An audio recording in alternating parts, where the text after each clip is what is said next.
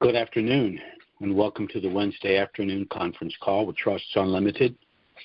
This is Jim George speaking. I'm the non-attorney spokesman and facilitator for Trusts Unlimited, and I'd like to thank all of you for taking the time to listen to this call. Today is May 15th, 2024. We got a lot to discuss here today. If the things we discuss are of interest, I certainly hope you'll subscribe to our conference calls. This is probably going to be a little shorter call today out of necessity. We're being literally inundated with contacts for our trust, questions from existing clients, and it's gotten to the point now where I have to probably spend the rest of the week just responding to the phone calls. So I'm going to do the call here today, but I don't think I'm going to be able to get into a Q&A, but, we'll see. We'll see how it goes. First, by way of disclaimer, Trusts Unlimited is not the purveyor of the dinar and these other currencies. We're not advocating either the sale or purchase of these currencies. But as substantial currency holders ourselves, we're sharing with you the information we believe to be most relevant. Of course, our most important concern is the window for the potential reinstitution of the dinar. In my opinion, I think it could happen at any time, and I think that Iraq has been operating with an exchange rate for some time, and I'll get into the reasons why I say that. First, we know that they have passed a 3-year budget. We know that they do not have sufficient USD to fund that 3-year budget. Therefore, they're going to need to utilize their own currency, and I think that the 3-year budget is an indication that they're ready to proceed with the reinstitution of their currency. They're also finally ending their multiple currency system, and their official and market rates are beginning to merge. We know that Iraq is on the cusp of membership to a number of international agencies, which makes no sense without a global currency.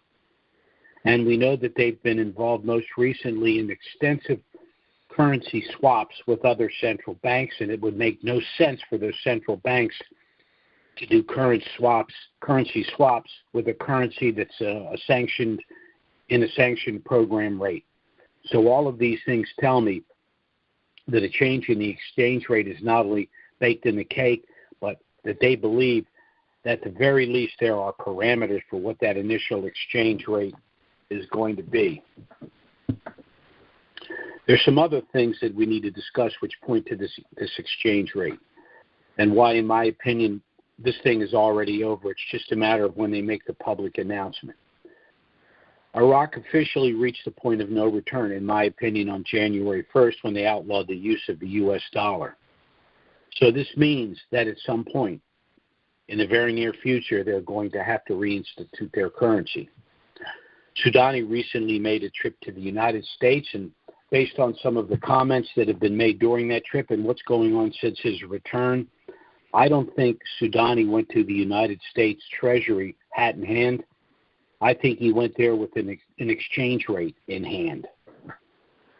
Now, since Soudani has returned, I think we're in the final phase of the monetary reform, and the Soudani government, cabinet, central bank are all in the process of producing infomercials and videos explaining to the Iraqi citizens exactly what they've done and what's about to happen, inclusive of the release of the lower denominations and the introduction of both paper and coin fills, which, of course, are going to be necessary utilizing their own currency. Now, there is one group that is fighting back and continues to say that none of this is real, it's not really happening. And, of course, this is the coalition framework, which is kind of an umbrella block of pro-Iranian Shiite members that are in parliament. And basically they're telling us that the IQD will remain at 1,300 for the next 3 years. They continue to oppose the Sadrist movement, which, of course, involves the citizens of Iraq's standard of living improving substantially, becoming a consumer nation. with the private sector economy not centrally managed. They also want to see that Iraq remains in the de facto control of Iran permanently if they can arrange that. They've had a pretty good run, but all of that's over. No one's even paying any attention to them. They look to Soudani, his cabinet, his finance minister, and a lock in the central bank. They don't look to the parliament any longer, nor should they. Now, there are a lot of speculation about exactly how they're going to roll out the new exchange rate. One option would be to simply go one-to-one with the USD, put it on the Forex. That's a possibility, and that's what I thought for a long time. But as time passes, I'm beginning to think that it might be option two, which is they're just going to come out at a rate which I expect to fall somewhere between 322, which was the rate of the dinar when it went into the program rate, and perhaps north of $4, say 425. The reason I say that is I mentioned this in earlier calls. We as investors in the dinar, and it is a speculative investment, but we're really in the perfect storm. Saddam Hussein came to power. He basically cratered the country. So now we have a country which, in my opinion, per square mile might be the richest country in the world, which has a currency and a program rate. But because our expectations are that they will come out of that, we invest in the currency and we're able to buy the dinar, $1 million dinar for, say, $1,000, just to, keep it simple. But at the same time that all of this is going on, there's a global shift, a transition from fiat-based to commodity-backed currencies. This is accomplished through a 5-phase program called Basel. We're currently in Basel IV, the 4th phase of this 5-phase program. So we as investors have purchased the Iraqi dinar when it was in a sanctioned program rate, and we are in a position to go to the bank to exchange that currency at a Basel IV compliant rate. That's the leverage. And again, I'm looking somewhere between 322 and 425. But then we have to add in velocity. Velocity is the increase in the value of something, not an increase in its intrinsic value, but an increase, at least on paper, because of demand. An example I can give you would be the Kuwaiti dinar. The Kuwaiti dinar, when it reinstituted, it went up, I think, it was over $7, maybe even as high as $9. I can't remember right now. It rested back down at, I think it was 326, somewhere like that. But it was simply the fact that people began to purchase the Kuwaiti dinar once it reinstituted. Well, I think that's going to happen in Iraq, and I think the velocity could be even greater. Why? Because Iraq is a richer nation, and because it has been in the sanctioned program rate, not for 20 months, but for 20-some years. So, on the one hand, we're looking at a huge potential upside. But on the other hand, if you try to get a little too cute with this, you could lose money. Because remember, the Kuwaiti dinar, let's say it went up over $7. That means a lot of people bought it between $3.46 and $7, which means that they lost money.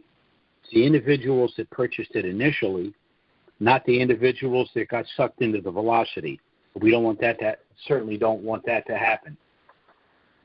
So this is where we are right now. We couldn't be in a better place. I think the fact that Soudani came back and the government put these videos together, they're making it crystal clear to the citizens that they're in the final phase of their monetary reform, which necessarily means that there will be a change in exchange rate. So if they don't follow through, two things are going to happen. Because it's a parliamentary system, that government will probably be removed on a no-confidence vote.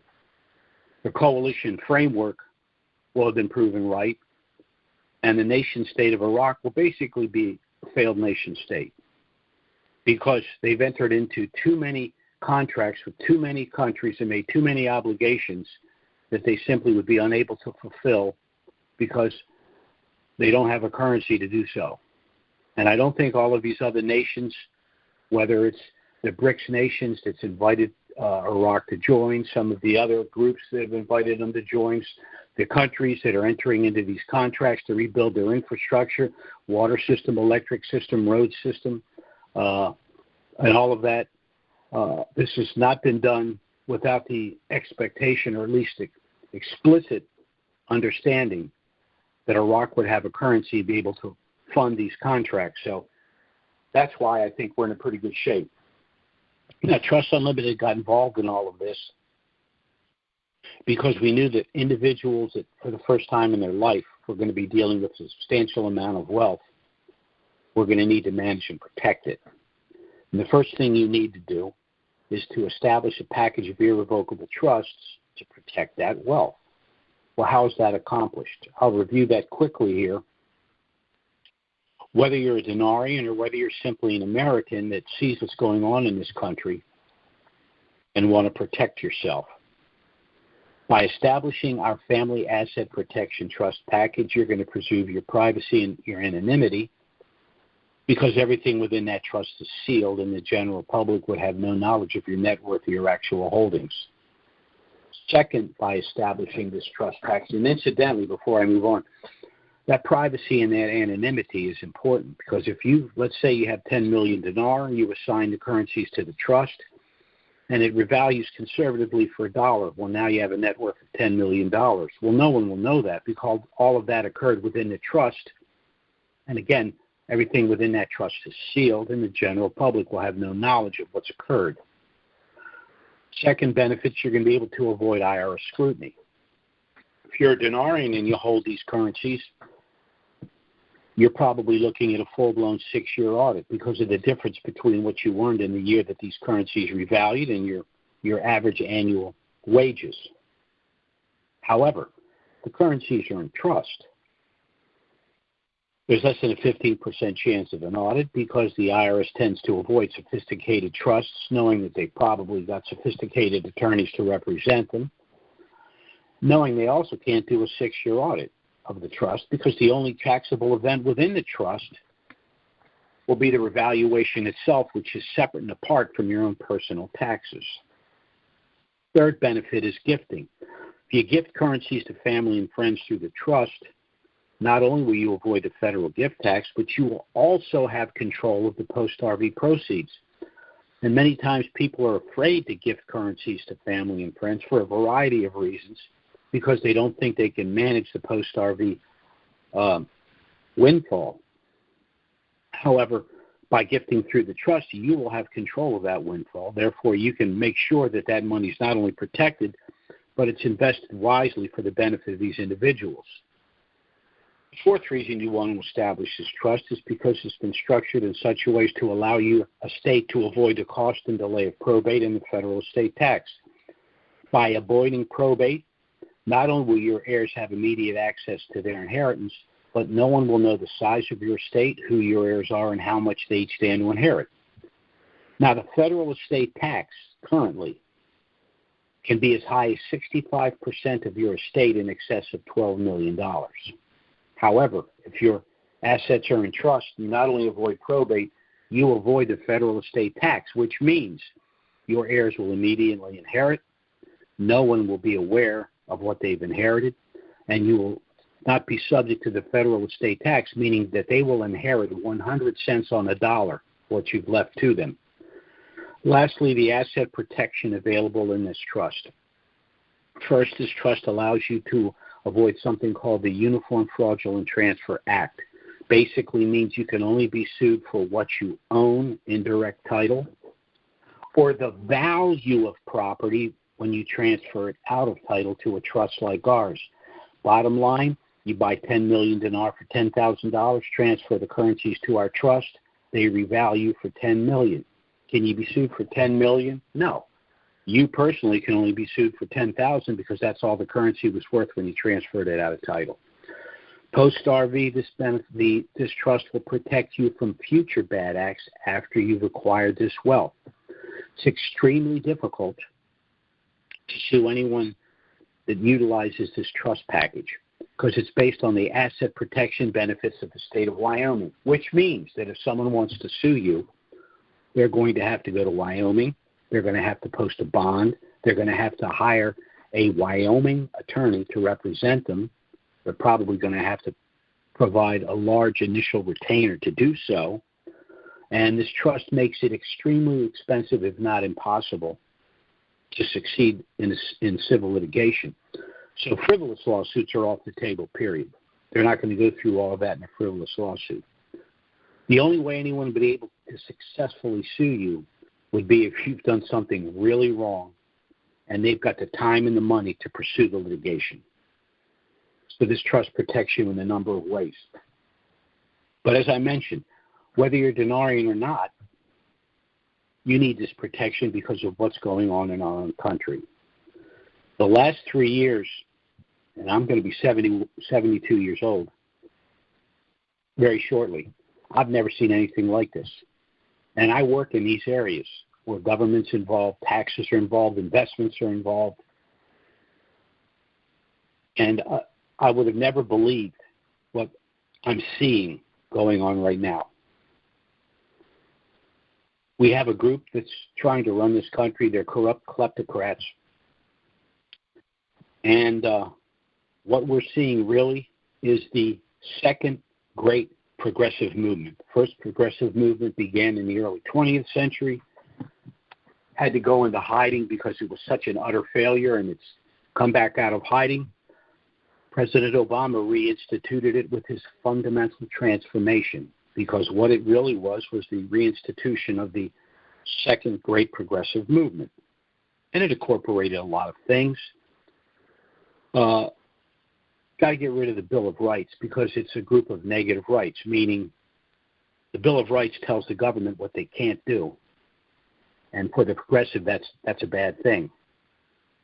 We tried to institute something called Cloward and Piven strategy, which is an open border policy. That's what we're looking at right now. 10 million unvetted individuals coming into the country. Probably printed between $7 and $8 trillion in the last 3 years. What happens when a government substantially increases money supply?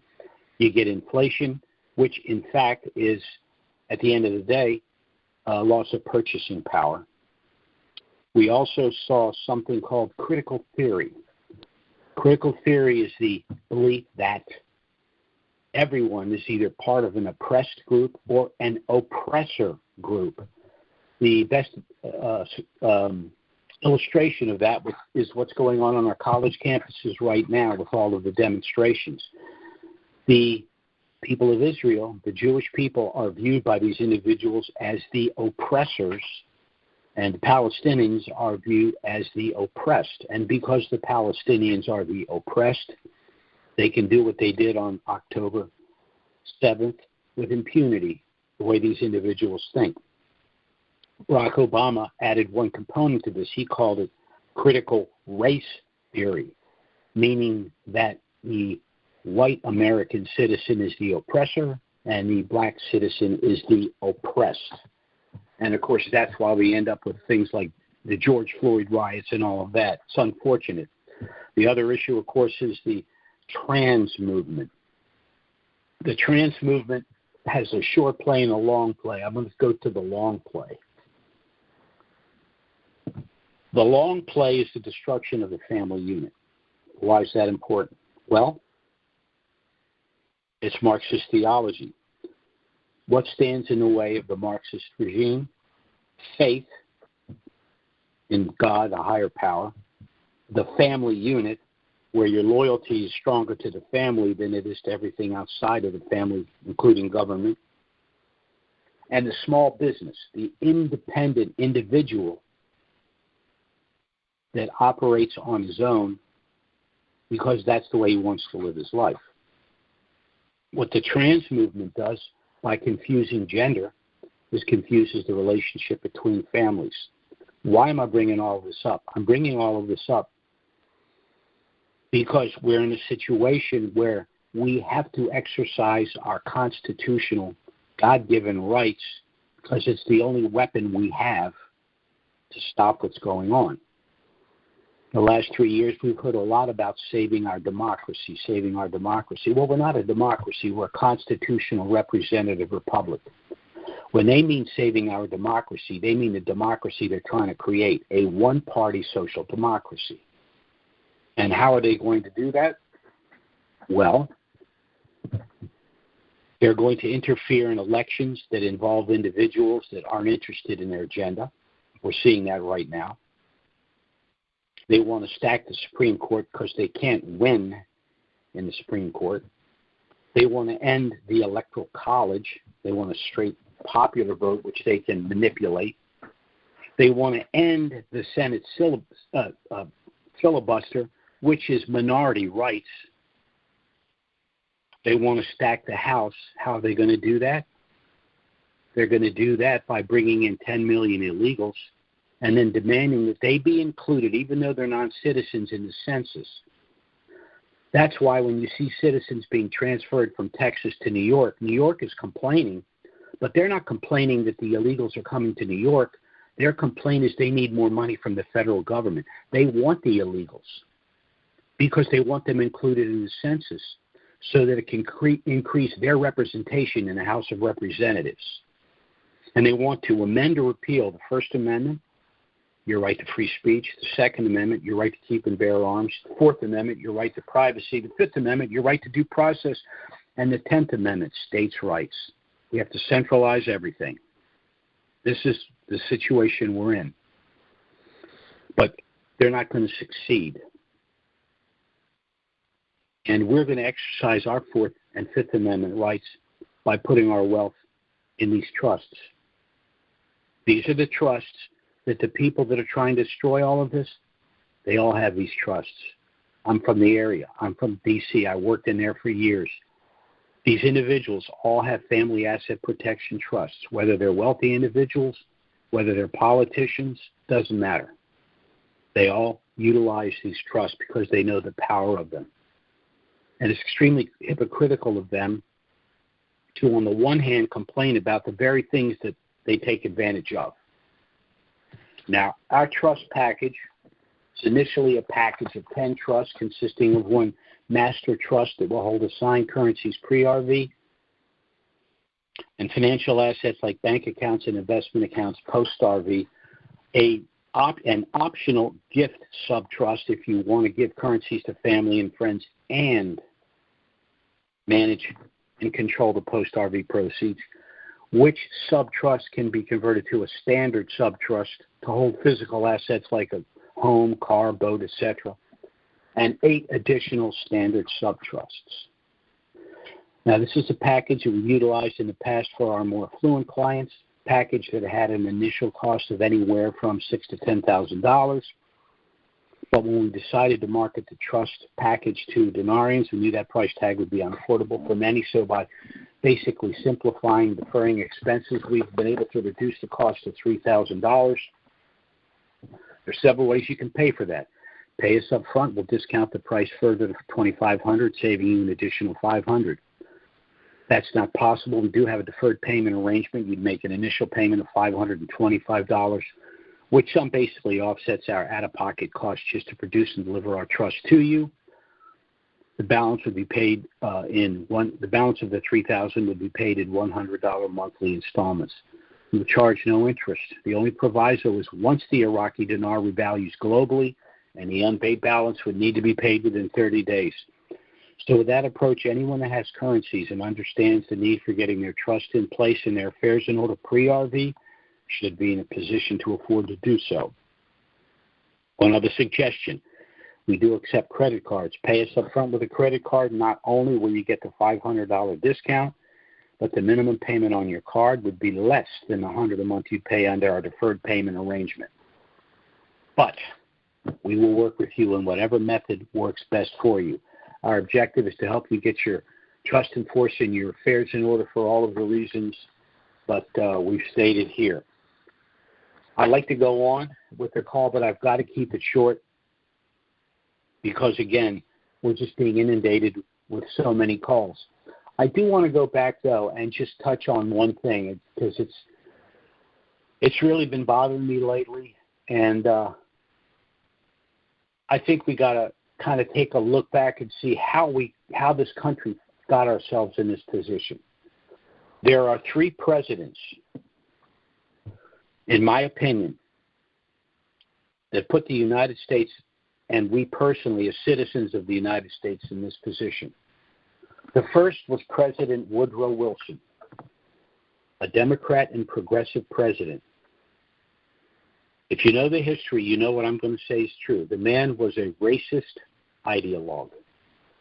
He is responsible on his watch for the creation of the Federal Reserve, which was the third central bank created in this country, a private corporation that creates money out of nothing and charges us interest. This country's in debt by $34 trillion that we owe these clowns. This is all courtesy of Woodrow Wilson. He also created the federal income tax, which was established to pay this debt back. He also established our public school system, which is a disgrace. These children are uneducated and unprepared for the complexities of life. He also created the League of Nations, which became, of course, the UN, which is an anti-American, anti-Israeli organization. The second, and of course, this was the beginning of the first progressive movement. Now, when they use the word progressive, it was intentional. When we think of the word progressive, we think to progress, to evolve, to get to a better state. No, it meant to progress beyond the colloquial constraints of the Constitution. Basically, it was an assault on the Bill of Rights. It failed. Second president's Barack Obama, who, in my opinion, is a Marxist grifter. He instituted the second progressive movement, although he called it the fundamental transformation of the United States. He also introduced something called critical race theory. It's an offshoot of critical theory, which is basically saying white Americans are the oppressor, black Americans are the oppressed. He separated us by race. And the third thing he instituted, although it was done much more surreptitiously, was the trans movement. And we see the damage that that has done. The third and final president is Obama's errand boy, Joe Biden. In my opinion, the man's a straight-up idiot. Add to that dementia. And I defend that by just asking any rational, fair-minded thinking person to look at where this country was when he was inaugurated and look where it is now. By every metric, we are much worse off. And there's no end in sight to what's going on. This country's circling the drain because of the Biden administration. But from our perspective, particularly those of us that have dinar, we're in a position to make sure that we can provide for ourselves, our families. If we are ambitious, we can do a lot of good charitable work. We can also establish nonprofits and do political work, try to stem the tide and turn things around in this country. I think the American people have pretty much had enough, although they wouldn't identify it as this, of the policies of Woodrow Wilson, Barack Obama, and Joe Biden. And an imperfect man named Donald Trump is doing everything he can to stop what they've done. And at this point, he's not an option, he's the only option to stop what's happening. Fortunately, despite their best efforts, the Constitution is still intact and the Bill of Rights is still functional. And by establishing your Family Asset Protection Trust, again, you will be able to protect your Fourth and Fifth Amendment rights from these corrupt kleptocrats in Washington, and particularly if you're a holder of these currencies, because the worst thing that can happen is for you to acquire this wealth and lose it because of mismanagement and corrupt government intrusion into your personal affairs. So if you are interested in the things we've discussed here, if you are a denarian, if you truly want to protect this wealth, protect your privacy, protect your assets, generationally, the only way that can be done is through the establishment of your Family Asset Protection Trust. Now, you can contact us either by phone, or email to get our initial no-obligation package. It has a lot of information about us, about the trusts, about these currencies. You can review the package, contact us if you have any questions. Again, everything you need is included if you wish to proceed, but you're under no obligation to do so. We send you everything just to save time so that we don't have to contact you 2 or 3 times. Everything you need is in the package. If you want to proceed, it's all there. If you don't want to proceed, best of luck to you. You've got a lot of information to review. Our email address is trusts with an S, unlimited LLC @gmail.com. That's trusts with an S, unlimited LLC @gmail.com. And our phone service is 307-274-4122. Again, contact us by email or phone. We'll be happy to get the package out to you. Time may well be of the essence, so I would strongly suggest that you get the initial package. You're under no obligation to proceed, but after having reviewed the package, you'll be in a much better position to make an educated decision about what's best for you and your family. So again, thanks so much for listening to this call. We greatly appreciate it. Our next call is scheduled for next Wednesday. Certainly if something of dramatic nature were to happen between now and then, we'll try to get out an emergency email and schedule an emergency conference call. But failing that, we'll be back next Wednesday, noon Eastern, 9 a.m. Pacific. Thanks so much for listening, everyone, and have a great week. Bye-bye now.